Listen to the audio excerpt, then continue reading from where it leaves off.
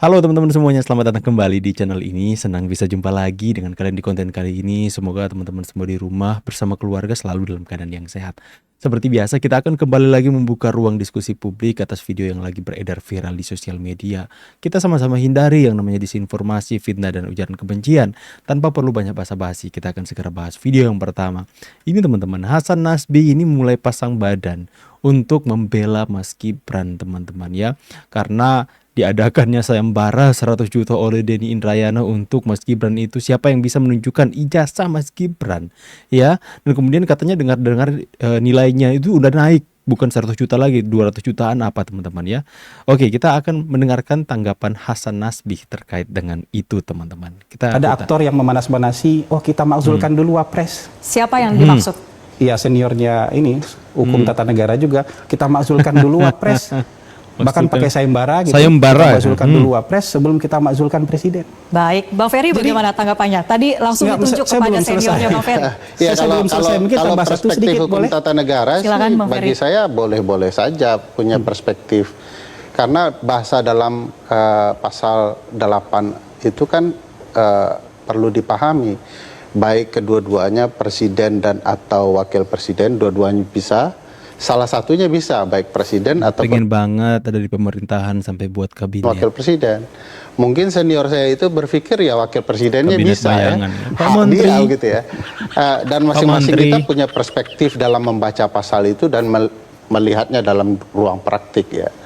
Jadi tidak perlu juga khawatir dengan pernyataan-pernyataan tersebut, kan juga sudah dibalas Itu kan provokasi. oleh senior saya yang ada di Bang Hasan Nasbi, perspektif ketatanegaraan lainnya itu boleh-boleh saja. Dan biarkan ini jadi wacana ilmiah satu sama lain. Jangan mudah tersinggung juga dengan hal-hal yang seperti itu.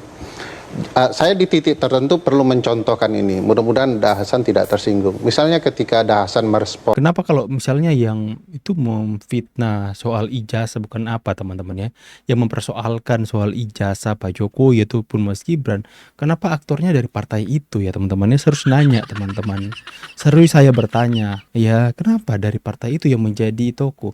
Selesai Mas Roy, terbitlah Denny Indrayana teman-teman. Itu pertanyaan di ruang diskusi publik kita teman-teman. Kita next teman-teman ya. Karena Presiden Jokowi kan Nah, Rocky Gerung, yang bisa selamatkan Jokowi hanya Gibran. beredar ke semua daerah demi kamera publik itu ke Gibran terus. Oh jadi langkah Jokowi belusukan ke mana-mana. Waktu itu Lampung, Raja apa Ri? NTT. Raja Lampung, kemudian Raja Timur, ke NTT baru nyor. Itu sebenarnya 100% untuk Gibran. Bukan 100%, 102%. Kan bagi Jokowi yang bisa, Kenapa Jokowi perlu menyelamatkan Gibran? Nyor? sebab cuman Gibran yang bisa menyelamatkan Jokowi. Ya kalau Gibran nggak jadi presiden, ya Jokowi diacak-acak lagi mulai dari ijazah palsu sampai apa namanya flag mungkin di dalam tubuhnya dipersoalin kan. Yes. Kan cuman bagi Pak Jokowi dia masih banyak kasus. Dan tidak mungkin orang berhenti mempersoalkan itu. Satu-satunya yang bisa membuat dia aman kalau Gibran jadi presiden. Jadi Wapres saja masih dipersoalin. Yes. Jadi hanya bila Gibran jadi presiden. Jadi Ini teman-teman ya agak klop dengan apa yang dikatakan Daud Tony yang kemarin kita bahas. Itu presiden itu setelah selesai menunaikan tugasnya sebagai presiden, dia harus menjadi minimal lah ketua partai teman-teman ya. Karena kalau dia selesai menjadi presiden, kalau nggak ketua partai, itu habis diobok-obok. Itu kata Daud Tony teman-teman ya. Dan apa yang terjadi kepada Pak Jokowi hari ini memang diobok-obok. Memang terlihat ya. Dipersoalkan, apa saja dipersoalkan. Sampai penyakitnya pun dijadikan bahan guncingan orang-orang. Ya. Coba kita lihat dengan mantan presiden yang lain. Hidup mereka tenang-tenang saja. Apa yang dikatakan oleh Rocky Gerung dan kemudian Daud Tony itu klop teman-teman ya.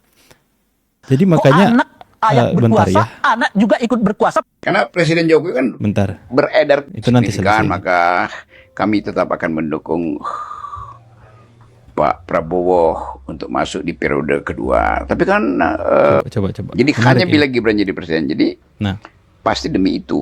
Nah satu waktu mungkin ketika PSI ambang batasnya naik dan sudah signifikan secara politik, perjanjian politik dengan calon presiden 2009 yang pasti adalah Prabowo dibikin lagi kan. Ya mungkin Pak Jokowi bilang ya udah signifikan, maka kami tetap akan mendukung Pak Prabowo Gibran untuk masuk di periode kedua. Tapi kan Pak Gibran kemudian ya itu terserah Pak Prabowo. Ya sinyal semacam itu menunjukkan bahwa tagihan politik Jokowi masih akan berlangsung pada Prabowo di 2009. Karena Presiden Jokowi kan ya teman-teman. Di sini Rocky Gerung ini sudah mulai berada di kubunya Prabowo, kubunya Pak Jokowi. Sekalipun jawaban-jawabannya itu seperti kritik tajam, tapi ada seperti sudah mulai berada di kubunya Pak Jokowi Prabowo. Dia mendukung Prabowo Gibran 2 periode. Seperti dia sudah melihat perspektif yang berbeda dari Pak Jokowi dan Mas Gibran. Ya, itu usai perbincangannya Rocky Gerung teman-teman ya dengan Mas Gibran secara face to face empat mata selama beberapa jam di rumahnya teman-teman. Kita next. Kok anak ayah berkuasa, anak juga ikut berkuasa pada waktu yang bersamaan. Itu hak konstitusi setiap warga negara. Itu hak konstitusi setiap warga negara. Kalau rakyat yang pilih Anda mau apa? Sewot banget Setiap sih. warga negara berhak memilih dan dipilih. Yes. Apa salahnya kalau Ayah dituntut soal ijazah palsu, anak dituntut soal ijazah palsu. Iya, Mestinya yang tuntutan orang-orang mereka saja teman-teman. katanya meninjam Bung Agung tadi ya, kita berpikir demi kepentingan bangsa yang lebih besar. Kok anak ayah berkuasa, anak juga ikut berkuasa pada waktu yang bersamaan. Nah, kenapa? Itu problem berbangsa bernegara. Mau Jan Etes pun masuk, mau jadi kalau Jan Etes sudah besar masuk ke politik, ya kemudian rakyat pilih, Anda mau apa? Ya, kedaulatan itu ada di rakyat. Ya, Gibran pun menjadi wakil presiden itu melalui pemilu. Rakyat memilih. Dia jadi wakil presiden bukan karena siapa-siapa. Yang pertama karena Tuhan menentukan, kedua suara rakyat.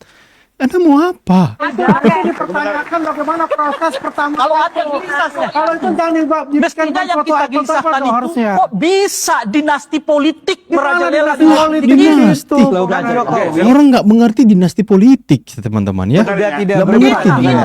itu Dinasti. pokoknya berkuasa. Proses politik. Bang, Kan dinasti kita politik. sepakat reformasi harus kita jaga. Tak Betul. harus kita berantas. Betul. Tapi konstitusinya adalah begini. Dan sudah jelas Seseorang itu bisa Pujangga menjadi Lama pejabat udah bilang dengan dua itu. cara. Diangkat dan dipilih. Ya. Iya. Oke? Iya. Kalau diangkat, kita tolak, kita lawan. Itu bukan lagi Tapi kalau dinasti. dipilih rakyat, sorry bang, Itu lagi bukan itu hak konstitusi dinasti. setiap warga itu, negara. Bung. Setiap warga negara berhak memilih dan dipilih. Dinasti. Apa salahnya kalau Kalau yang oleh Anda rakyat? sebutkan itu Sudah negara diangkat. kerajaan. Jadi, Kalau diangkat itu Anda negara kerajaan. Iya. Dinasti itu dalam merasa proses paling hidup. pintar, tapi hal yang paling sederhana Itu saja. dijabat oleh Pak Harto sebagai menteri, makanya itu menjadi KKN. Itulah sebabnya kita lawan dahulu. Betul. Dan Maka sekarang beliau sekarang dipilih juga rakyat. kita lawan. Oke. Iya. Iya. Kalau praktek yang sama kita lawan. Abang mau bilang, Lawan. abang mau bilang, Terus Anda mau bilang Anies saja yang mau Anda pilih jadi presiden. kalau Anda pejabat tidak boleh lagi berkarir, baik diangkat maupun dipilih. Tidak Abang melanggar begitu, hak manusia, menghambat, itulah melanggar hak konstitusi setiap warga itulah negara. makanya kita menyebut tadi kata pada waktu yang bersama. Saya heran orang-orang yang pintar seperti mereka ini itu sampai detik ini nggak mengerti soal dinasti politik. Ya, dinasti politik adalah bagaimana saya pemimpin, kemudian pemimpin selanjutnya saya tunjuk, ya, saya lantik anak saya lewat pemilihan saya yang pilih karena dia mempunyai darah keturunan raja, ya, mempunyai darah keturunan raja, maka dia yang akan saya pilih karena dia anak saya. Itu namanya dinasti, ya. Kekuasaan kepemimpinan itu diwariskan dan kemudian itu akan berjalan secara terus-menerus. Ada beberapa negara yang kemudian mengemban dinasti politik ini, misalnya kekaisaran Cina atau apa teman kerajaan-kerajaan seperti itu akan turun-temurun, putra mahkota, putra kerajaan, ya, dilakukan seperti itu, dinasti tanpa melalui pemilihan umum, tanpa dipilih langsung secara rakyat. Gibran jelas-jelas dipilih langsung oleh rakyat, ya. Mau dia anaknya Jokowi mau dia anaknya Megawati, mau dia anaknya siapa ya, Pak Prabowo, kalau masyarakat nggak pilih nggak bakalan jadi. Ini sederhana sebenarnya untuk logika kita berpikir, tapi kenapa orang-orang ini, apakah mereka cara logika berpikir mereka udah tertutup dengan kebencian mereka kepada keluarga Pak Jokowi, teman-teman. Kita next saja. Kebanyakan kan orang mikir saya jenderal black. Padahal apa? Bukan karena jenderalnya, bukan karena orangnya, tapi kan tugasnya.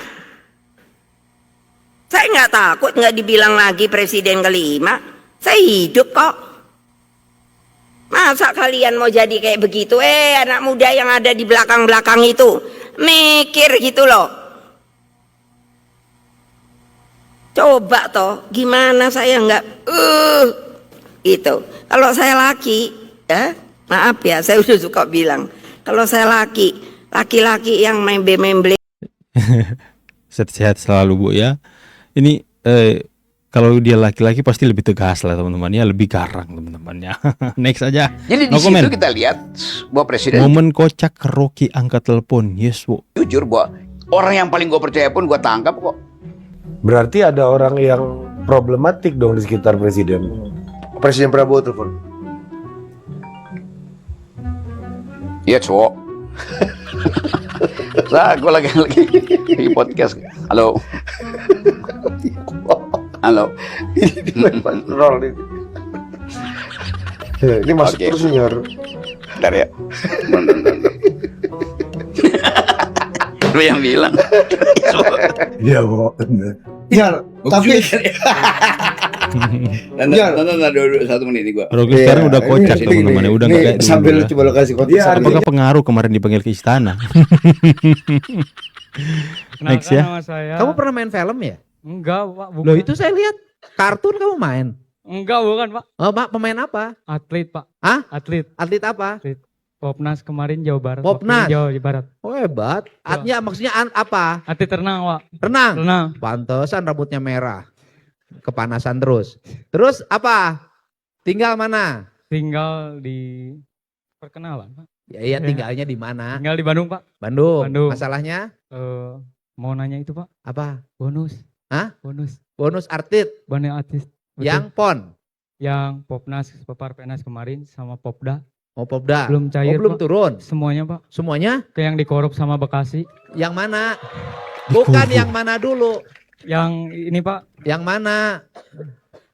Ini gambar piagamnya, Pak. Oh, yang mana? Saya kan nggak tahu semua urusan. Apa? Ini, Pak. Oh. Nih. Dari Emang Bapak. dijanjikan bonus? Iya, Pak. Berapa? Kemarin tanda tangan di Dispora Jabar, yang kalau yang Jabar. Iya kan saya emang nggak janjiin bonus kan? 30 juta tanda tangan. Udah tanda tangan, duitnya belum turun. Belum turun. Kamu sudah teken? Udah. Tapi duitnya belum turun. Betul. Kapan tekennya? Maret, Pak. Maret tahun ini sekarang. Oh, tapi 2026. duitnya belum turun, dicek. Turun. Ya kalau memang itu besok turun. Ya. Wih. Oke. Sep, terusin ke Kadispora. Itu, Pak, yang Bekasi, yang dikorup. Yang apa? Yang Popda. Apa tuh? Popda kemarin pajak daerah. Heeh. Yang kan wakilin Bekasi sebelum ke wakilin Jawa Barat. Dikorup. Ya nanya ke Bekasi. Oh iya. Ya iya, kamu urusan Bekasi nanya ke saya. Tapi katanya, Pak, nggak bakal turun gitu. Ya. Tapi janjinya turun. Ya, kata siapa? Kata Bupati Bekasi. Ya nanya ke Bupati, jangan ke saya. Soalnya nggak didengar, Pak. Oh nggak didengar. Bupati. Oh ditelepon langsung. Jadi ingat Pak Jokowi teman-teman ya. Bapak Aing. Nih Bupati ya. Betul, Diangkat Pak. nggak? Kita nasib-nasiban. Atau Pak, jangan. Nggak apa-apa. Lumayan, Pak, soalnya buat kuliah. Ya nggak apa-apa. Enggak nih bupatinya tuh berdiri kan, belum diangkat. Oh, Diangkat nggak ini ya? Saksi nih kamu, berdiri tuh, belum diangkat tuh. Bismillah, berdoa semua guys, Berdoa, bantuin udah guys. diangkat. Bantuin guys, buat kuliah guys. Jadi kamu dapat 30 juta dong dari yang provinsi. Ya Pak, alhamdulillah. Tapi belum dipotong itu teh. Potong siapa? Potong. Potong sama siapa? Sama NPC Jabar. NPC. Iya. Ini Pak. Oh. Vision aku. Oh, dipotong sama organisasi. Iya. Dipotongnya berapa? Sekitar 10% dari Jabar. Kok kayak pajak? Waduh, Nggak diangkat. guys. Oke, kita next dulu teman-teman ya. Ilmu saya masih dikit, Mbak. Itu aja. Wuish. Kalau saya memang Ini. anak ingusan, ya nggak usah Kenapa takut sama takut? saya, nggak usah takut sama manusia saya. Yes, Mas Gibran makin menyala teman-teman ya. Pemerintah stop tone deaf, pikirin pendidikan, jangan cuman MBG aja. Pendidikan bisa meningkatkan ekonomi Indonesia. Sini deh, abang kasih paham. Urusan pendidikan bukan cuma Status dipikirin, doang tapi mahasiswa. udah diimplementasiin sama pemerintah. Lihat nih ya, pembangunan 93 sekolah rakyat di berbagai daerah di Indonesia sekarang udah Dengar hampir tuh, Dek. selesai. Dan ini bukan cuma bangun gedung sekolah biasa. Tujuannya jelas, biar anak-anak dari keluarga kurang mampu bisa tetap sekolah dengan fasilitas yang layak dan kesempatan yang sama buat meraih cita-cita. Karena pemerintah sadar kalau mau memutus rantai. Aduh. Turun demo cuma dikompor-komporin. Klakson bus dengan suara saya akan lawan kini viral banget dan mulai menggantikan tren telolet di kalangan busmania. Yang mana suara tersebut diambil dari potongan pernyataan Presiden ke-7 Republik Indonesia Joko Widodo yang dipasang di sejumlah bus antar kota maupun bus pariwisata. Sampai kehadirannya sukses menarik perhatian pengguna jalan karena terdengar unik, tegas, sekaligus menghibur teman-teman. Bahkan modifikasi audio ini tuh disebut-sebut jadi tren terbaru yang tengah digemari. Potongan suara ini sebenarnya sudah lama beredar sebagai meme dan sound effect populer di internet sebelum pada akhirnya bermigrasi ke dunia otomotif dan dipasang sebagai klakson sungguhan. Nah, jadi fenomena ini murni kreativitas komunitas bus. Sama seperti telolet dulu yang bahkan sempat mendunia lewat tagar Om Telolet Om. Bedanya sekarang dari pidato kepresidenan berubah jadi klakson ditanjak. Saya akan lawan, inilah hebatnya Jokowi teman-teman.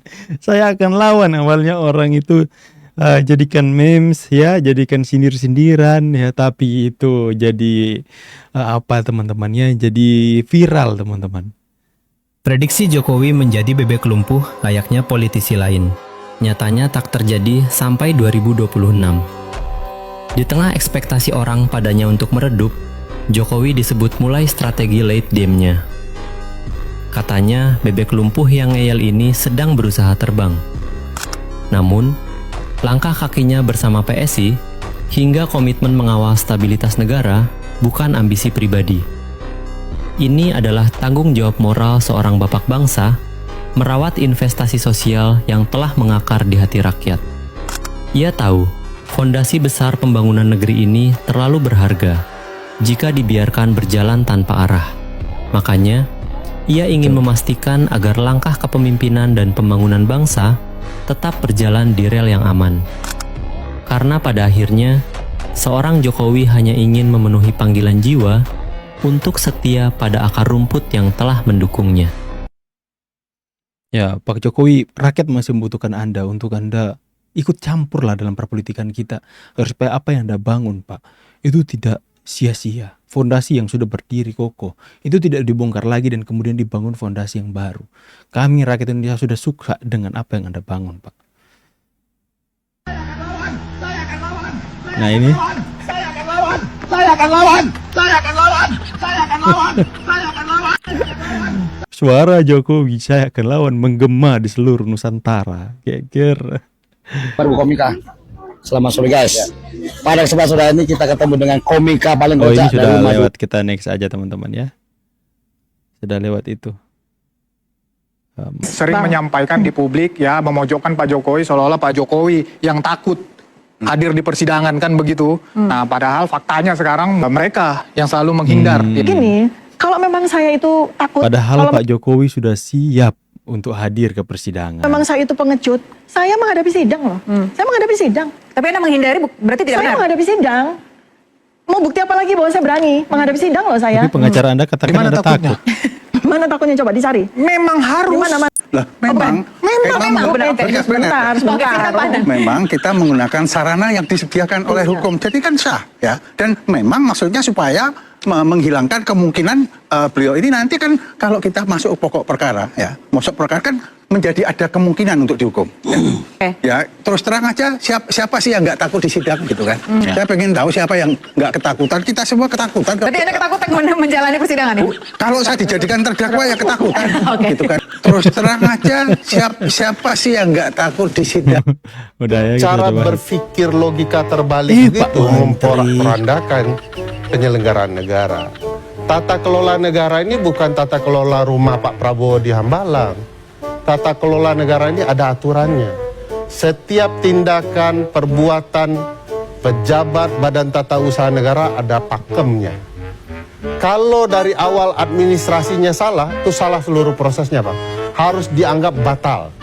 Tidak selamanya begitu. Tidak selamanya. Enggak, ini undang-undang dalam urusan tata negara dan kebijakan politik negara enggak begitu. Dengar dulu, Bang. Artinya coba sebut begini Kang, begini gimana Kang. Next lah. Ini Wapres ninjau sian ya, pasti diperbaiki. Kalau sekolah udah rusak ini terus Wapres datang, pasti akan diperbaiki, percayalah. Saya tahu ada yang pria Solo itu lagi bikin banyak yang iri, dia ke Lampung banyak yang linglung, dia ke Kupang banyak yang meriang. Pria Solo itu terbukti masih sangat dicintai, yang benci dia ke laut aja. Next. Dikatakan kalau saya tegas. Berarti statusnya tersangka. Saya belum menetapkan kalau wajib lapor kembali. Jadi dipanggil terlebih dahulu untuk persidangan hari Kamis tanggal 27 Agustus 2026. Begitu ya. Karena ada pukul 09.00 gitu ya. Ya, sidang selesai ditutup.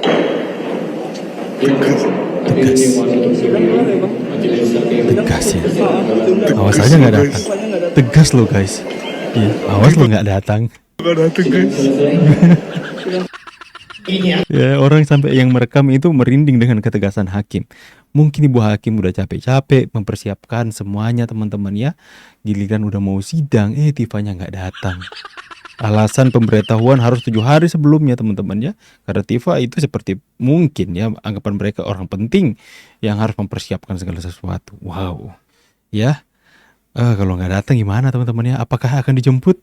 Apakah Dokter Tifa nanti dengan melihat ketegasan dari hakim tersebut ya, Kamis ketika dipanggil nggak datang, apakah akan dijemput oleh kejaksaan? Hanya waktu yang bisa membuktikan. Oke teman-teman, silahkan tulis pendapat kalian di kolom komentar tentang diskusi publik di ruang publik kita ini teman-teman. Ingat, jaga etika dalam kita bersosial media dan terus hindari yang namanya disinformasi, fitnah, dan ujaran kebencian. Saya pamit, see you on the next video and God bless you. Bye guys.